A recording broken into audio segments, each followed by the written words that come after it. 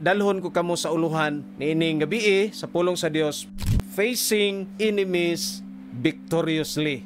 Mahatagan karon og pagtagad mga kaigsuonan, unsaon nato mga kaigsuonan nga ang atong pag-atubang niining kasamtangan natong panahon. Hallelujah.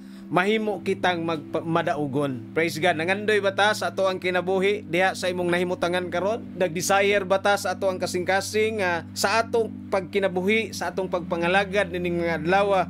Mahimo kitang madaugon, taliwala sa daghan nga nagkadaiya nato nga mga klase sa mga pakigbugno, no?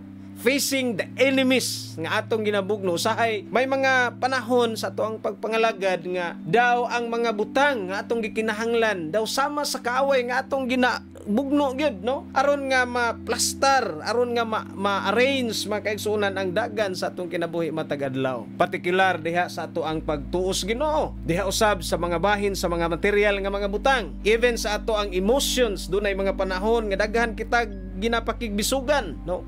Dunay mga adlaw ug higayon makaigsunan nga diha sa ato ang pagpangalagad sa Ginoo, aduna tay ginapurso makaigsunan nga mga butang nga ato gyud nga ginaatubang matag adlaw ug ang atong pangandoy ug tinguha nga mahimo kitang madaugon, mahimo kitang malampuson, mahimo kitang hallelujah, mahimo kitang victorious niini samtang nagapangalagad diha sa Ginoo. Ang nakanindot makaigsunan tungod kay samtang naga-flow ang matag adlaw, ang matag higayon sa atong pagpangalagad, kun kauban lamang gyud nato ang Dios nga tag-iya sa atong makinabuhi. He is the creator of heaven and earth makaigsunan. Mo gyud ang atong kauban sa atong pagpakigbugno, sa atong pagpakigbisog nining mga adlaw. Dako gyud ang mga posibilidad nga ang atong kinabuhi mahimo gyud nga magmauswagon, mahimo gyud nga magmadaugon tungod kay matud pa sa pulong sa Ginoo makaigsunan, ang Dios man ang magapakig-away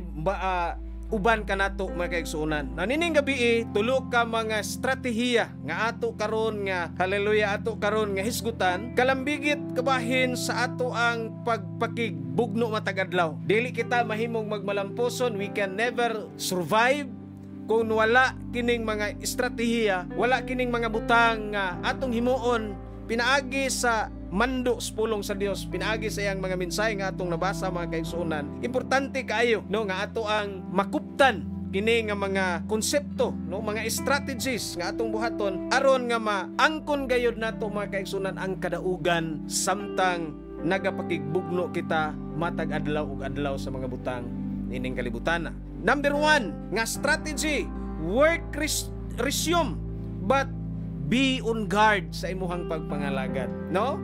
Dili pwede nga atong pasagdan ang ato ang pagpangalagad unya atong atimanon ang atong material nga mga butang. We need to check and balance, no, sa atong adlaw-adlaw nga pagkinabuhi. No, importante kaayo nga dili nato pasagdan ang ato ang relasyon diha sa Ginoo. Kinahanglan magpabilin kita nga mainiton nga magapangalagad sa Ginoo ug ang maong kainit sa pagpangalagad magdala ka nato diha sa kadasig, sa kalipay, sa kanang gitawag og excitement nato sa matag adlaw ug adlaw nato nga mga gimbuhaton mga kaigsuonan. Diha karon sa imong nahimutangan, sa dapit asa ka gipahiluna sa Ginoo, ayaw kalibot igsuon mapadayuno nato nga pag-ila ug pagsalig sa kanunay nga ang atong kinabuhi dili kita mahimong successful, dili kita mahimong victorious, dili kita mahimong magmadaugon kun walay Ginoo nga nag-sustain sa atong kusog. Number 1, walay Dios nga naghatag kanato sa kaalam matag higayon ug unya, walay Dios nga nagproteksyon kanato sa matag adlaw ug adlaw sa atong kinabuhi, dili kita mahimong mulampos ni ana. That's why in everything nga ato ang ginahimo matag adlaw, as we face those things mga kaigsuonan, kinahanglan mag-recognize nato, ma-acknowledge nato ang Dios sa kanunay nga ang Ginoo lamang ug wala nay lain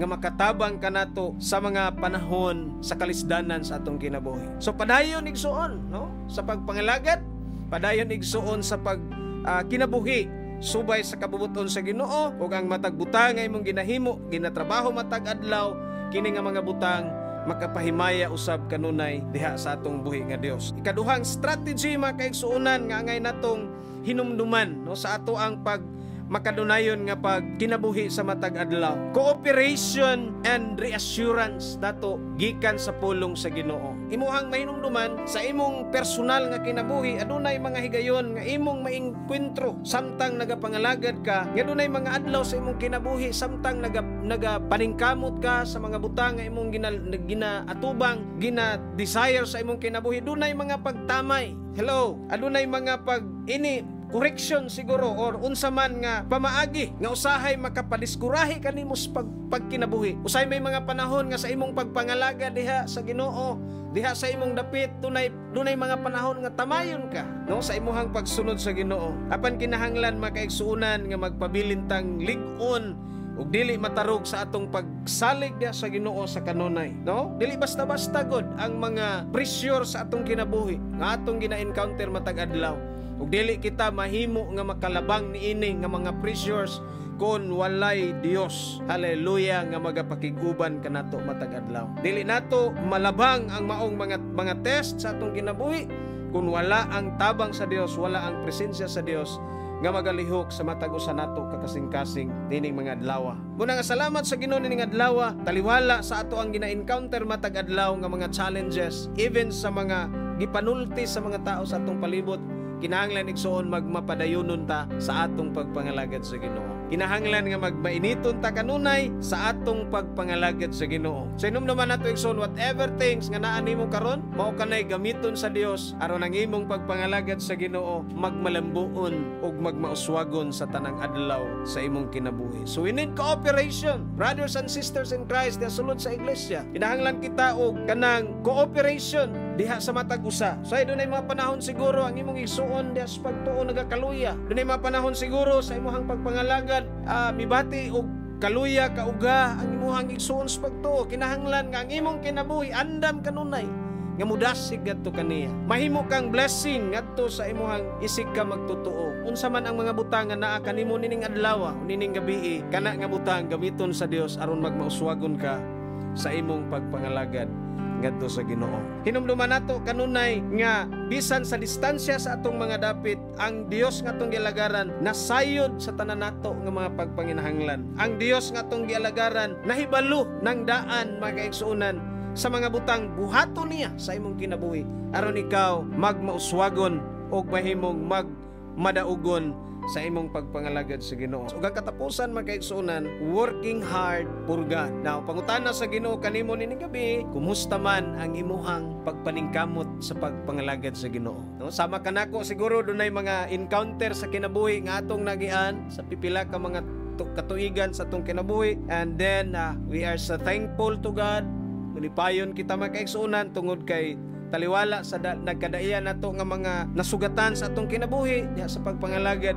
Nahimo kita nga nagasugakod, nakalabang makaigsuonan tungod kay naay Dios nga nagtrabaho kanunay sa atong kinabuhi, no? Dunay Dios nga nagapamuhat kanunay sa atong kinabuhi. Mo nay hinungdan nga nahimo kitang mauswagon, nahimo kitang madaugon sa atong pagpangalagad. So kinahanglan nga samtang nagaatubang kita sa ato ang pagpakigbatok sa matag adlaw, hallelujah, aron maangko nato ang kadaugan, hinumdum nato dili nato ibulag ang pulong sa Dios kanunay diha sa atong mga kinabuhi. As a result, sa atong conclusion, sa imong kinabuhi karon igsuon sa imuhang pagpangalagad sa Ginoo, walay butang nga dili nimo malabang, walay butang nga dili nimo madawat, walay butang nga dili ka mahimong magmadaugon sa imong kinabuhi. Walay butang ni ana, walay anino sa kapildihan sa imong kinabuhi kun ang Dios kauban nato samtang nagkinabuhi kita sa matag adlaw. Ikaw pod karon sa imuhang nahimutangan, we need to face our enemies courageously. Padayon lang yun,